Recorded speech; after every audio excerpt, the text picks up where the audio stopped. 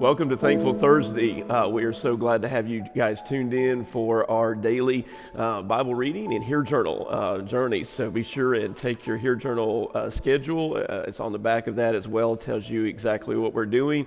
We're highlighting a text, a passage, and then we're explaining it, applying it, and responding to God of what He is speaking to us in our hearts and lives today. Well, let's dive right into it. We trust that you guys are getting through this season, praying for you guys on a daily basis. Hope you're enjoying having the staff wives and everybody and the staff that's included in these daily Hear Journal Bible studies. And so yesterday, I know you enjoyed Ashley. I appreciate her taking into my verses. But anyway, we will share with you today as I'll try to cover some of those same verses that she sort of went over on. But we're going to look at all the way through here in John through the end of the chapter. And so let's dive into John chapter 9, verses 23 through 41. And it's the story that Ashley began talking to you guys about with the fact that this blind man's been healed by Jesus. And so as I highlight the text, so in my Hear Journal notes, I want to go ahead and write down that highlight statement of what the whole chapter was about. And it's very easy for today's text, and that is that Jesus saves the man who was healed by him and rejected by the Pharisees and the Jewish leaders. And then I explain as I walk through the details. I'm getting ready to do that. By the way, one of the things I wanted to advertise for you guys today, it's called Charles Swindoll's Living Insights. This is the John commentary. Everybody that does discipleship in our church now, we take you through the Gospel of John for 9 months, 10 months, doing Hear Journals through the entire Gospel of John. And we've got dozens and dozens of people that are going through that. And so all these daily videos that we're doing, sort of like old territory to them. But we give these commentaries to everybody that goes through our D groups. And so if you'd like to sort of maybe go ahead and get your own D group started, or like to have some good cheat notes that are biblical commentary, this is what we give out to everybody. It's just an easy, layman's ready to read commentary that'll help explain what you're reading. So that's just a new feature. We want to give that to you today. All right, back to explain here in John chapter 9. Had an exciting morning. Love Thursdays. It's my time to be thankful and to just praise God for what He's doing in my life.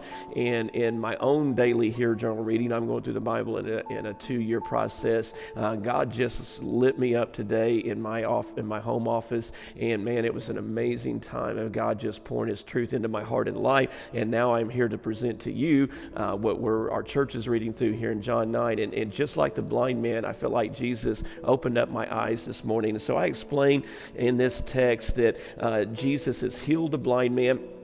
And he's come to this place where, he's now going back out in public. The Pharisees have just their rage over who Jesus is has so confronted them about their sins that the Pharisees are wanting to, destroy Jesus's message. So they bring this blind man into the temple and they begin to lay him out and question him. And it said, "Were you really blind?" And they ask him questions in our text today, and just alluding and saying, would you really, who was this person that did this? And he gets, the blind man now, he just gets frustrated with him, and he said, this is really basic and simple. I was blind, now I can see, and I don't understand how you're not getting this. And all I know is this is the one who did this in my heart and my life and changed me so I could see, and his name is Jesus. And then the Pharisees get so enraged, in the explanation I write down, that they begin to question him. And who are you, basically, is what they say, to tell us who God is? And he's just saying, well, if this man's not of God, how did I just go from being blind to being able to see? Maybe you guys can't see. And he gets confrontational with them. And so they said, you could just see them almost yelling and pounding on the table there in the synagogue, going, "But we are Pharisees, we follow Moses." And the man says, "All I know is Jesus is the one who took me from being blind and open my eyes that I may see. So now we get to the apply, well, let me go back. Let me come back to the end of the story. And so basically an explanation, the blind man gets thrown out of the temple by the synagogue, by the Pharisees, and they're just like, get out of here. And when you and I read that, we just think it's like maybe the preacher kicked us out of church. It's really much deeper than that. Here's what happened in the significance of their culture. If you were to get thrown out of the synagogue, that meant that you and your whole family wouldn't go to hell, because that was their whole thing, is you worship the church, you worship the synagogue, and that was their religion. We're the sons of Abraham. We follow Moses as our great teacher, not Jesus. And so now that meant this man and his whole family would, be condemned out of their culture, out of their society, doing business, everything. They would be excommunicated, was the term in those days and times. And so he's sitting there near the end of the verses 39 through 41, and he's sitting there in your explanation, and he's just by himself, and he's just been excommunicated from everything in his life, his culture, his family, society. And Jesus walks into the scene. And I love this. And he overcomes religion. He overcomes Pharisee. He overcomes the deadness of everything that happens in your life negative. And Jesus walks up to him and he says, do you believe in who I am? And basically the man says, I ain't got anybody else. I just got excommunicated from my culture, from my society, from my own family, from the synagogue. And Jesus says, but do you believe? And he goes, yes, sir, I do believe. And at that moment, Jesus saved him. And what an exciting application. So now we get to the letter A, and here's the application. So many things running through my mind today. I'm going to make this real simple and short because I want you guys to get this important takeaway today. Wow, what a way to do Thankful Thursday, guys. And here's the important message, is this man, first of all, confronted, and this is in my life, this is what I wrote down as my application in my Hear Journal, is, man, I'm telling you, Lord, I want to hear your voice. I don't want to ever get to being so caught up in religion. Listen to me, this is important. So many people, and I'm watching them on Facebook right now, and I'm watching folks, I want my favorite song, and I want, if I just could listen back to the day to that preacher and that message, and we just got to get back to God. And I understand what we mean by those kind of things and statements, but listen, we're called to be people who are looking forward. What we don't need to be is soothed by a message of a song or our favorite singer, and I'm listening to people say, you just do a beautiful message, or I listen to that. What we need is Jesus. Listen to me. What we need is Jesus. Religion does not help you through a virus and a crisis. What I need in my life every day is the presence of Jesus pointing me forward. We're going to get through this season. And I don't care what happens. I don't care how bad it gets. We're going to have Jesus with us. Nothing can take away Jesus. When we're kicked out of the church, when we can't have services, do you know what we can still have? Is Jesus walk into our lives, open our eyes, and help us to see what we've been missing all along was not the old relationships. You don't need a certain song in your life or a certain preacher in your life. All you've ever needed, all I've ever needed is to see Jesus.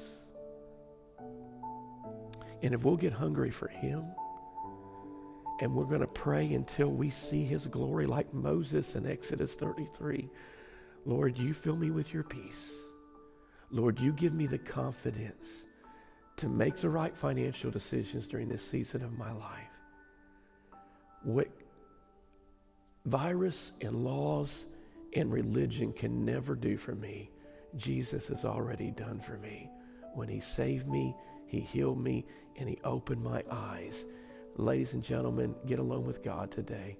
Pray and let Jesus' peace, let his wisdom and his assurance guide you. And here's my response that I simply wrote in my Hear Journal. Lord, help me to be able to enjoy your blessings and help me to live in the peace and the power of your glory.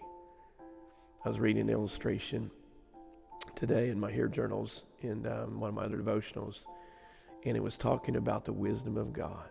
What we need in these days is to hear the word of God just like he spoke to me. I don't care what happens at this point. He is with me, and it's going to be okay.